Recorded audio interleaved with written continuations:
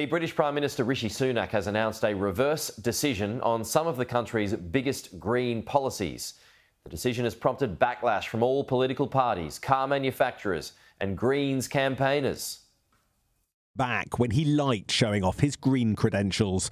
Ambitious net zero targets have been at the heart of the Tory agenda for years. Now, as PM, announcing a retreat. The test should be, do we have the fairest credible path to reach net zero by 2050 in a way that brings people with us? Since I've become Prime Minister, I've examined our plans, and I don't think they meet that test. The ban on petrol and diesel cars delayed. Phasing out gas boilers watered down. He insisted this is just a new path towards the same goal. This country is proud to be a world leader in reaching net zero by 2050. But we simply won't achieve it unless we change.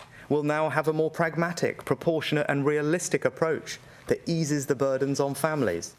The Prime Minister adamant that nothing has changed. I think it is absolutely wrong to describe in any way, shape or form what I am doing today as watering down our targets. Our targets remain. Rishi Sunak saying he's taking decisions in the national interest, not for political reasons. But the promise he made a year ago when he entered number 10 was to lower the political temperature, to restore calm. Yet, as a result of today's gamble, he has industry bosses denouncing him and blue-on-blue anger as Tory MPs worry about another U-turn. Rishi Sunak's attacks on short-term thinking are aimed squarely at one man. These were once Boris Johnson's targets. Today, he warned the PM not to lose ambition. For once, Labour agree with him. They would reinstate the pledge to ban new petrol cars by 2030. We would keep that at 2030 because that's what business has been investing for. That's what business expects. That's how we can meet net zero. But it's also how we can lower the fuel costs for households who have cars.